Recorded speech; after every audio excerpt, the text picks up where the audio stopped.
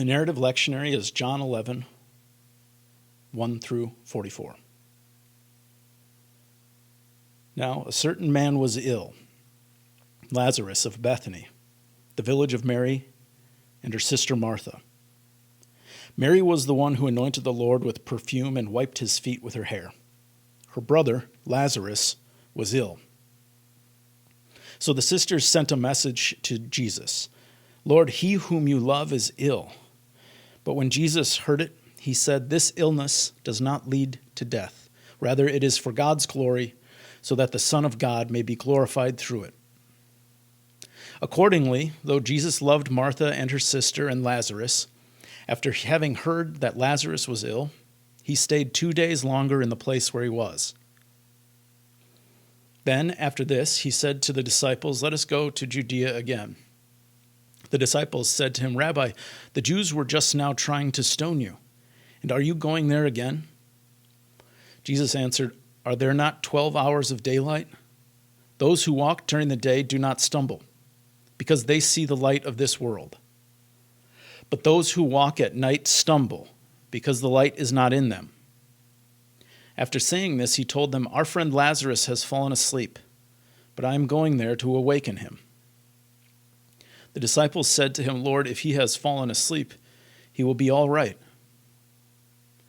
Jesus, however, had been speaking about his death, but they thought that he was referring merely to sleep. Then Jesus told them plainly, "Lazarus is dead. For your sake, I am glad I was not there, so that you may believe. But let us go to him." Thomas, who was called the twin, said to his fellow disciples, "Let us also go, that we may die with him." When Jesus arrived, he found that Lazarus had already been in the tomb 4 days. Now Bethany was near Jerusalem, some 2 miles away, and many of the Jews had come to Martha and Mary to console them about their brother. When Martha heard that Jesus was coming, she went and met him, while Mary stayed home.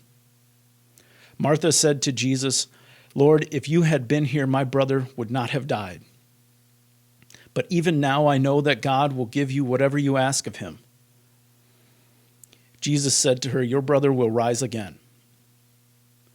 Martha said to him, "I know that he will rise again in the resurrection on the last day." Jesus said to her, "I am the resurrection and the life. Those who believe in me, even though they die, will live. And everyone who lives and believes in me will never die. Do you believe this?" She said to him, "Yes, Lord, I believe that you are the Messiah, the Son of God, the one coming into the world." When she had said this, she went back and called her sister Mary and told her privately, "The teacher is here and is calling for you." And when she heard it, she got up quickly and went to him. Now Jesus had not yet come to the village, but was still at the place where Martha had met him. The Jews who were with her in the house, consoling her, saw Mary get up quickly and go out.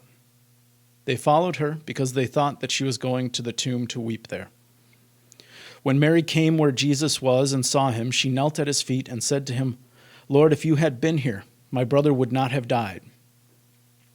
When Jesus saw her weeping, and the Jews who came with her also weeping, he was greatly disturbed in spirit and deeply moved. He said, "Where have you laid him?" They said to him, "Lord, come and see." Jesus began to weep. So the Jews said, "See how he loved him."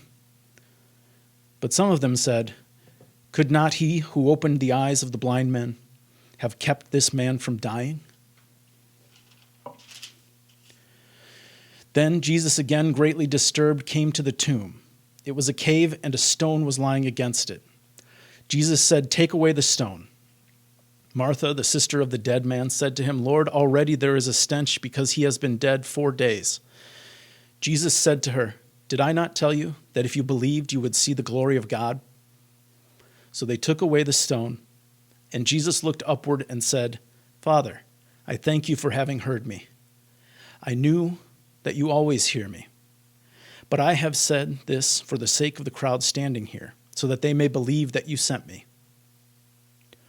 When he had said this, he cried with a loud voice, Lazarus, come out." The dead man came out, his hands and feet bound with strips of cloth, and his face wrapped in a cloth. Jesus said to them, "Unbind him and let him go."